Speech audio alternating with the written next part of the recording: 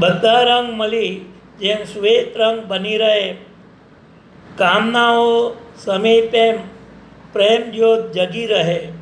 મહાત્મા અગસ્ત્ય દક્ષિણારણ્યમાં પોતાના આશ્રમમાં બેઠા હતા. ત્યાં શિવ અને સતીએ પ્રવેશ કર્યો. અગસ્ત્યએ તેમનો પૂજા સત્કાર કર્યો અને પછી કહ્યું, નરચંદ્રમાં રામચંદ્રજી વનમાં પધાર્યા છે. આ સાંભળી રામચંદ્રજીના દર્શન કરવાનું શિવને મન થયું. અગસ્ત્યની રજા લઈ પાછા વળતા તેમણે રામની શોધ કરી. તે વખતે રામચંદ્ર એક શિલા પર બેઠા બેઠા સીતાને યાદ કરી અફસોસ કરતા હતા. એ જોઈ સતીને થયું કે આ રામ, આને જ્ઞાનનો ભંડાર કોણ કહે? એ તો મૂર્ખની પેઠે સ્ત્રીની પાછળ માથું કૂટે છે. શિવને કહ્યું, લોકોત્તર પુરુષો હંમેશા લોકો જેવા જ દેખાય છે, માટે તેમના બાહ્ય આચરણ પરથી તેમનું મૂલ્ય કરવા બેસવું નહીં. પણ સતીના મનને સંદેહ હટ્યો નહીં. ત્યારે શિવે કહ્યું, તો જાઓ, પરીક્ષા કરી જુઓ. હું અહીં વડ નીચે બેઠો છું, પણ જોજો અનુચિત સંશયનું પરિણામ સારું આવતું નથી.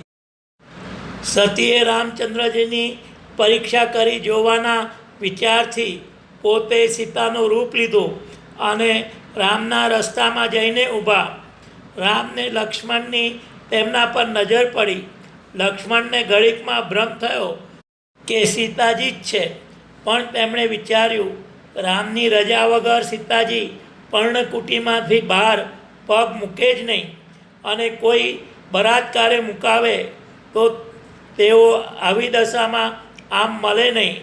મોં ઉપર પશ્ચાતાપની રેખાઓને બદલે આટલું હાસ્ય હોઈ જ કેમ શકે? ત્યાં તો રામચંદ્રે સતીની સામે હાથ જોડીને કહ્યું, દશરથ પુત્ર રામ આપને પ્રણામ કરે છે. પરમ દયાળુ શિવ ક્યાં છે? એકદમ સતી શરમાઈ ગયા. પછી તેમને કૌતુક થયું. સતીએ પાછા વળવાને પૂંઠ ફેરવી તો તે તરફ પણ રામ દેખાયા. ફરી આ તરફ જોયું તો અહીં પણ રામ દેખાયા. ચારે બાજુ રામ દેખાયા. આખી સૃષ્ટિ રામમય દેખાઈ. આથી તે ભયભીત બની ગયા. તેમને શરીરની સુધબુદ્ધ રહી નહીં. તે આંખો મીચી રસ્તામાં બેસી પડ્યા. પછી આંખો ઉગાડીને જુએ તો કાંઈ ન મળે. સતી શિવની પાસે ગયા. શિવે બધી વાત જાણી. સતીએ સીતાનો વેશ લીધેલો એ જાણી સીતા પ્રત્યેનો એમનો બધો ભક્તિભાવ સતી પ્રત્યે ઉતર્યો.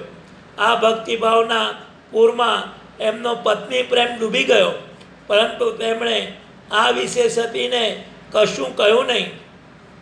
થોડા વખત પછી સતીના પિતા દક્ષ પ્રજાપતિએ યજ્ઞ આરંભ્યો.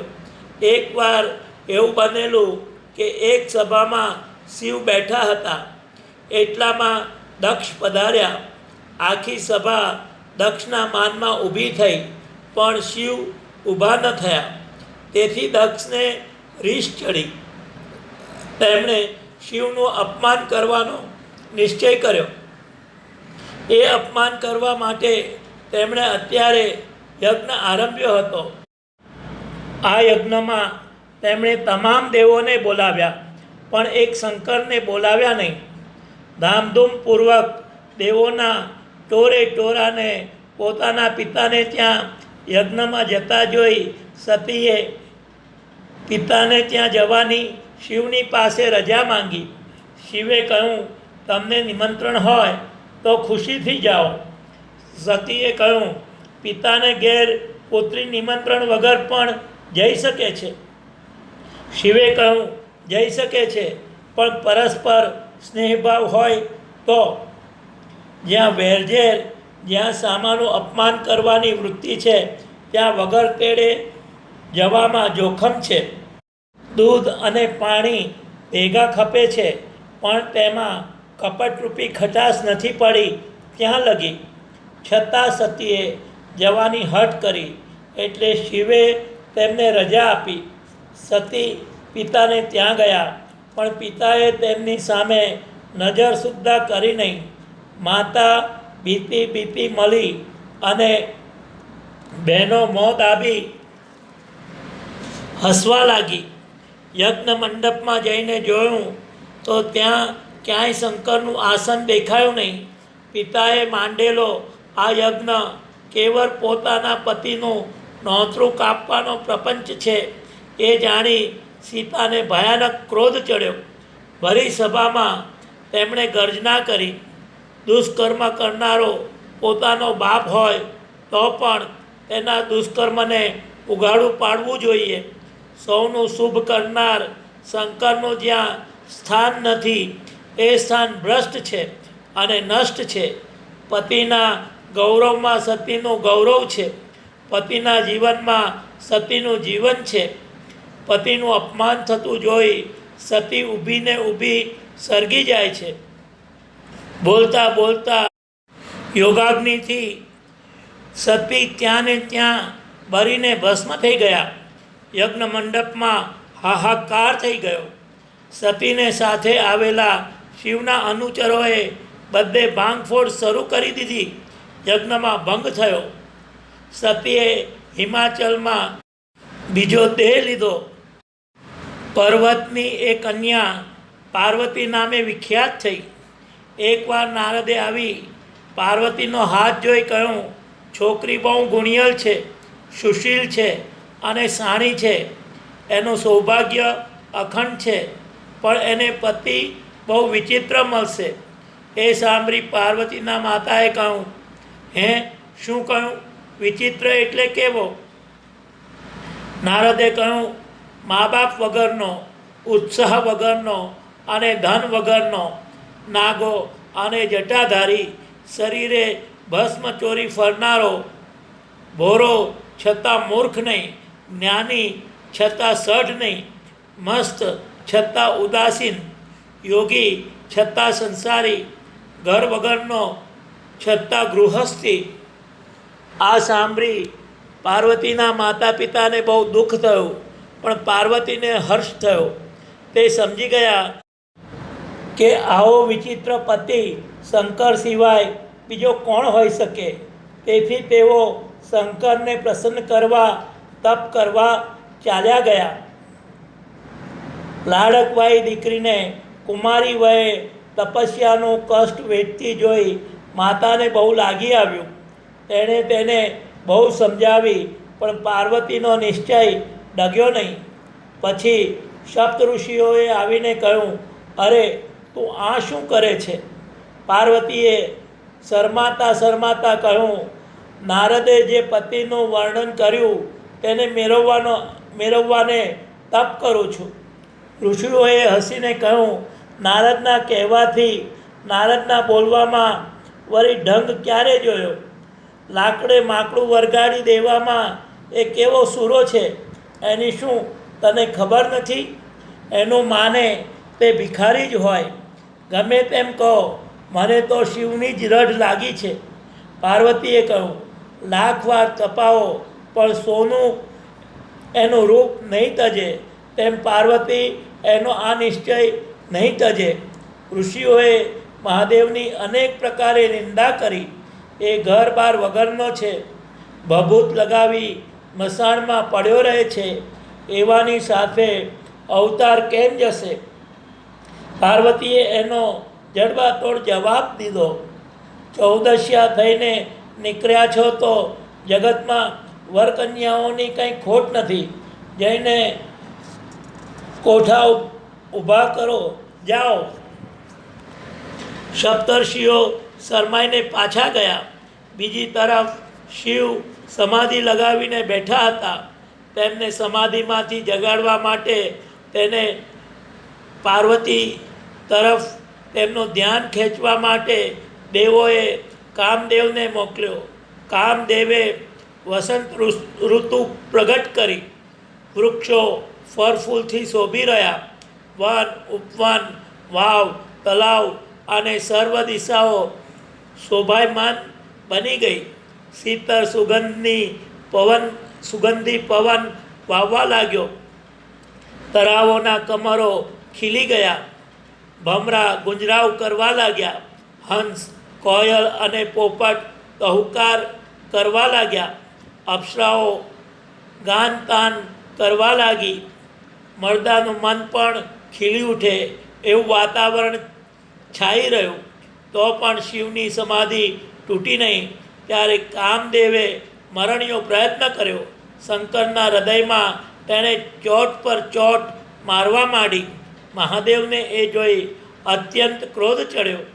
ક્રોધમાં તેમણે આંખો ઉગાડી કામદેવની સામે જોયું. કામ ભયભીત બનીને નાઠો, પણ નાસતા ભોં ભારે પડી ગઈ. યુગના તપસ્વી યોગીરાજ શંકરની આંખમાંથી નીકળેલી ક્રોધની જ્વાળામાં એકદમ એ બળીને ખાક થઈ ગયો. પાર્વતીને ખબર પડી કે શંકરે કામને બારીને ભસ્મ કરી નાખ્યો છે.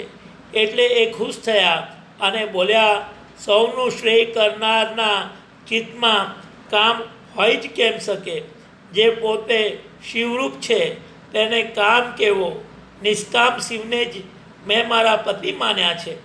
પછી શિવ પાર્વતીના લગ્ન થયા. સર્પની કલગી, સર્પના કુંડર, સર્પના કંકણ, સર્પનું ઉપવીત, જટાનો મુગટ, હાથમાં ડમરો અને ત્રિશુલ મુંડની મારાને આખલા પર સવારી આવે વેસે શિવની જાન નીકળી. એમના જાનૈયાઓ કેવા? કોઈ મોહ વિનાના, કોઈ અનેક મોંવાળા, કોઈ હાથ પગ વિનાના, તો કોઈ અનેક હાથ પગવાળા, કોઈ આંધળા, તો કોઈ અનેક આંખોવાળા, કોઈ જાડા, તો કોઈ સરકડી જેવા, કોઈનું મોં ગધેડા જેવું, તો કોઈનું કૂતરા જેવું, કોઈનું સુવર જેવું, તો કોઈનું શિયાળ જેવું. ભૂત, પ્રેત, પિશાચ, ડાકીની, સાકીની લાંબી લંગાર ચાલી. છોકરા અને સ્ત્રીઓ બીને ભાગ્યા. સૌ કહે, બરદિયા પર બેસીને પરણવા આવ્યો છે, કંઈ અક્કલબરી છે કે નહીં? વળી એના ચિત્તનું કંઈ ઠેકાણું લાગતું નથી. દેખે છે છતાં દેખાતો નથી. સાંભળે છે છતાં સાંભળતો નથી. પરણવા આવ્યો છે છતાં જાણે એના મનથી કશું નથી. આ તો નવાઈનો વર મારી બાઈ. પાર્વતીના માતાએ દીકરીને ખોરામાં લઈ કહ્યું, અરે મારી નીલકમલ જેવી દીકરીને આવો ભામટો વર મળ્યો. તપ કર્યું ત્યારે આ મળ્યું? પણ પાર્વતીએ કહ્યું, મને એ જ ઈષ્ટ છે. લગ્ન થઈ ગયા. સતીએ કુતૂહલવશ થઈ ઘડીભર સીતાને સ્થાને પોતાની કલ્પના કરી. ચિત્તની એટલી ચંચળતાને માટે તેને પોતાની આહુતિ આપવી પડી. તપથી સૃષ્ટિ રક્ષાય છે અને તપથી સૃષ્ટિનું વિસર્જન થાય છે.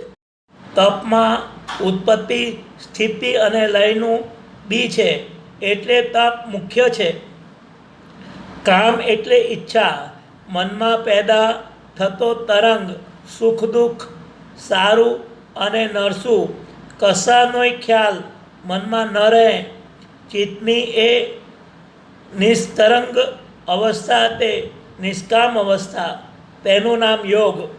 સુંદર અને અસુંદર, શુભ અને અશુભ, રુદ્ર અને કોમર બધા એક જ પદાર્થના બે પાસા છે. જે શિવ છે તે જ રુદ્ર છે, અને જે આશુતોષ ભોરા જલ્દી પ્રસન્ન થનારા છે તે જ પ્રલયંકર પણ છે. બેયને સમાન રૂપે ઓળખવા તે યોગ.